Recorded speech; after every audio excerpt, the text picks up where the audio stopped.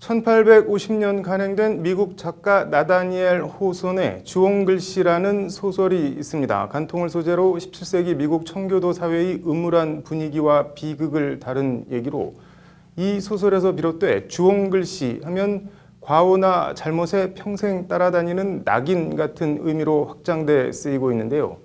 우리 법전에서는 이 주홍글씨도 아니고 붉은 글씨가 아직도 따라다니고 있다고 합니다. 법률 용어 이제는 바꾸자. 오늘은 주서, 붉은 글씨 얘기입니다. 신세아 기자입니다. 검찰보고 사무규칙 제1장 총칙 제2조 보고 절차 조항입니다. 이 규칙에 의한 보고는 각급 검찰청장이 상급 검찰청장과 법무부 장관에게 동시에 하여야 한다. 다만 특별한 사유가 있는 때에는 법무부 장관에게 먼저 보고한 후 상급 검찰청장에게 보고할 수 있다고 돼 있습니다. 보고 대상을 보면 공무원, 판사, 변호사, 국회의원 범죄부터 공안사건, 공직선거법 위반 사건, 나아가 정부 시책에 중대한 영향을 미칠 사건, 특히 사회의 이목을 끌 만한 중대한 사건 등 코에 걸면 코걸이, 귀에 걸면 귀걸이식입니다.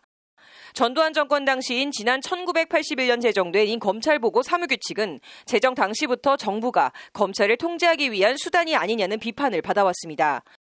이 검찰보고 사무규칙 제7조 보고서 작성 방법 9항을 보면 주서라는 단어가 나옵니다.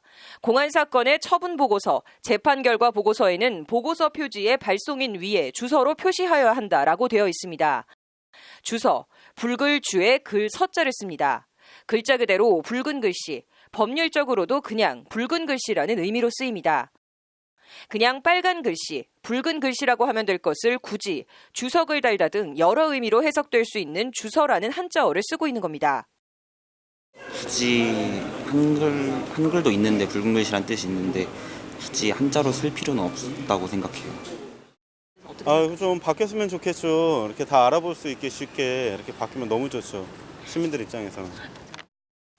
정부 관심사항인 공안사건임을 한눈에 알아보기 위해서인지 단순히 강조하기 위해서인지 왜 공안사건 보고서를 콕 집어 빨간 글씨, 주소로 쓰게 했는지 그 이유와 유래도 불분명합니다.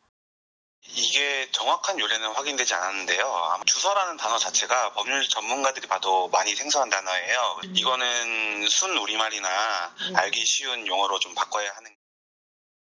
이 주서라는 단어는 세금 등 일상생활과 밀접하게 관련된 부가가치세 기본 통칙이나 공사체 등록법 등 경제 관련 법안에서 일부 쓰여오다가 지금은 사라지고 없습니다. 주서라면 붉은색으로 그 당시에 그런 생각이 있었기 때문에 다 한글로 바꿨겠죠. 예전에는 다 세법전에 있는 내용 자체가 조사 외에는 다 한자로 표시가 돼 있었으니까요. 그런데 검찰보고 사무규칙, 검찰 압수물 사무규칙 등 유독 검찰만 아직도 이 주서라는 단어를 애용하고 있습니다. 아직까지 우리 법령에 주홍글씨처럼 남아있는 붉은 글씨 주서. 쉬운 한글을 두고 일상생활에선 쓰지 않는 한자 단어를 그대로 두고 써야 할 이유가 있을까요? 법률방송 법률용어 이제는 바꾸자 신세아입니다.